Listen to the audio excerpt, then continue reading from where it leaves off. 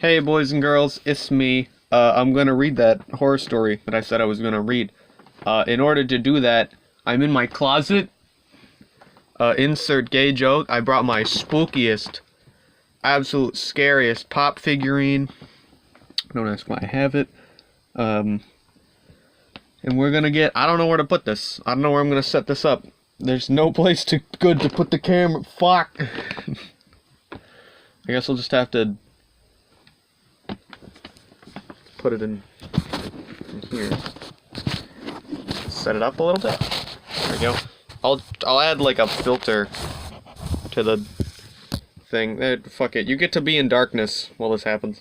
We're already 45 seconds in. I haven't started reading. We're just gonna move this into here. Now you can be. Oh, look at that. Ooh, boom. That's a spooky perspective of that. You see like the face a little bit. Ooh, that's scary. That's scary. Alright, let's get into the story already. This is Teratophobia by user A10. It's a lot of A10s. This guy really likes, I hope the audio is good for this video. Besides my terrible lisp, my awful S's. So I'm sorry about that if my S's annoy you, but, go fuck yourself. Teratophobia by user A10. My 11-year-old son was in a horrible accident 4 months ago. I don't want to get into the specifics of what happened, but it left him with disfiguring third-degree burns all across his face, head, and upper torso. That's spooky. Disfigured people are scary. You ever heard of the Green Man? The first week at the hospital were the worst days of my life. I can't even begin to imagine how bad they were for my son. He wouldn't cry underneath those bandages. He wouldn't even speak. He sometimes just let out an agonizing moaning sound. I asked my doctor in hysterics what was happening. I was eventually able to get out of him that my son was in absolute excruciating pain, and that movement of his mouth or face made things dramatically worse, so he just sat in silence. The thought of that still haunts me, to be in such indescribable pain, and just have to sit there, moment by moment, with no escape or distraction. The doctor explained that they were medicating him as best as they could, but that there was only so much they could do. When they took the bandages off my son, I screamed out loud. I didn't mean to. I thought I was prepared for the worst, but I wasn't. I was horrified. I couldn't even look at him. It made me sick to even think about his appearance. My son was speaking again by this time. "It's that bad, Mom?" he asked, his voice quivering.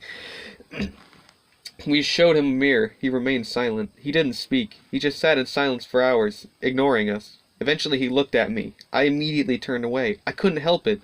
Quietly, almost mouse-like, he said, "They're going to fix me, right, Mom? It'll all be okay?" I couldn't lie to him, but I also couldn't tell the truth. Instead, I did something worse. I cried. I lowered my head in my hands, and I cried.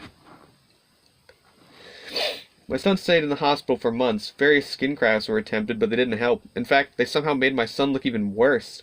He barely looked human any longer. Family members and some of his friends wanted to visit him, but he refused. He wouldn't even consider it. He told me that he never wants another person to look at him ever again. He said that he never wants to leave the hospital room. Ever. But of course, time eventually came for him to return home. At first, things were sort of okay. He holed himself up in his bedroom playing video games. It was a great escape for him. He wore a hat and sunglasses at all times, and it actually helped, at least a little. The hospital set him up with a psychiatrist to help him cope with this new reality. Last week, the psychiatrist met with me, privately. He told me that I can't keep sheltering him in his room, that I need to get my son out into the world. He needs to slowly learn to accept his appearance. So a few days later, I decided to take him downtown. We'd have lunch and walk on the beach. It took a lot of convincing, but my son eventually agreed. He put on his usual sunglasses and hat. We went outside to the bus stop. I could tell my son was worried. I was worried as well. We both had no idea how the world would react to him. We got on the bus, sat down in the front. The seats were sideways at this area, so the rest of the bus was looking at us. A little girl that was near us looked at my son. She grabbed her mother. She looked at my son again, and almost started crying. She whispered to her mother. Her mother picked her up, gave me an "I'm sorry" look, and took her daughter to the back of the bus. Did my son see that? I didn't know. We only moved a couple of stops, but I already noticed the people pointing. Whispering. People looked disgusted. I was just hoping so much that my son wasn't noticing, but he quietly whispered, "Mom, they're looking at me." I whispered back to him, "No, they're not. Everything's okay." But then he got louder. Mom, everyone's looking at me. They're all looking at me. Some people sitting near us got up at that point. They moved away from us. Mom, he continued. He was now almost yelling. They're all looking at me. They're staring. They're staring. Calm down, I tried telling him. They're only looking because you're yelling. I saw a teenager pull out his phone and start recording us. No, my son shouted. That's not why they're looking. They were already looking. Let's get out. I want off. This kid's getting a bit rowdy. Ooh. The little girl at the back of the bus was now crying, loudly. Okay, I said. I pressed the button, flagging the next stop. They're looking at me, my son continued, almost yelling. I want off, now. I want off. Take me home. Take me home. Some people were laughing about the situation, and then I lost control of myself. I didn't even know what I was doing till it was too late. I screamed loudly and piercingly in stares. Stop staring at my son! Ooh, ooh, heated, getting heated, ooh. The entire bus went silent. Everyone was looking at us. The bus driver pulled over, and we weren't even at a stop. Ma'am, can you and your son please exit the vehicle? We were both crying. We walked home. That night, I ordered a package online. That night was also when his nightmares started. He would scream in the middle of the night, in his sleep, wailing screams. He didn't even know he was doing it. They would keep me up at night. He would never tell me what the dreams were about, but sometimes when he'd wake up, I'd hear him crying, talking to himself, his voice quivering. This is when I first noticed that I was actually becoming scared of my son. I said earlier in this post that my son barely looked human any longer. He was starting to no longer sound human either. The loud screams at night became increasingly guttural, sounds that no little boy could ever make. If I stood outside his door at night, I'd sometimes hear him whispering to himself in between screaming, words that I didn't understand. It was either gibberish or an entirely different language, a language like I'd never heard before. Last night I woke up very late. There was silence. I listened for my son, but I couldn't make anything out. I had the sense that there was someone watching me. A small amount of moonlight was sneaking in, just enough for me to see something peering at me from around my bedroom door. It was my son, his horribly disfigured face just slightly lit up by a faint ray of light. He stared at me. Then he began whispering again, in that alien language.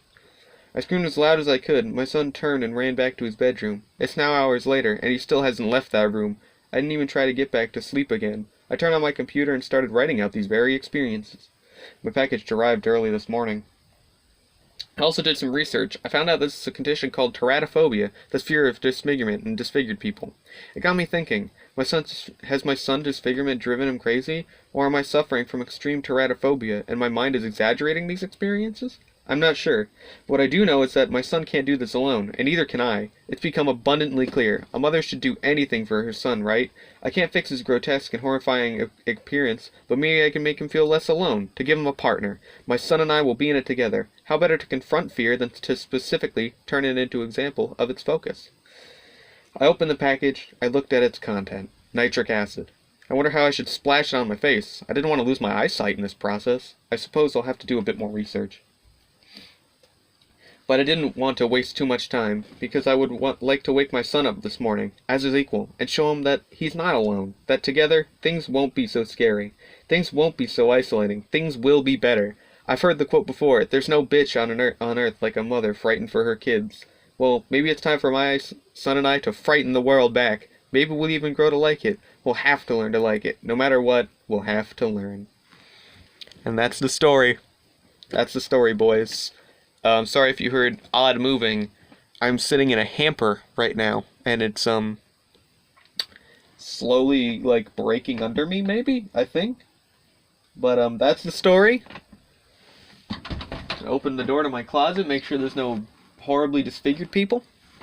And, I hope you enjoyed. I hope you had a lovely time sitting in a closet with me. See, this is the closet. We're in a closet. There's no spiders in here. I had to make sure, because I don't like spiders. Goodbye. Have a nice day. I hope you enjoyed. Teratophobia. Teratophobia by user A10A10A10. Or maybe it was just reposted. I don't know. Anyway, goodbye.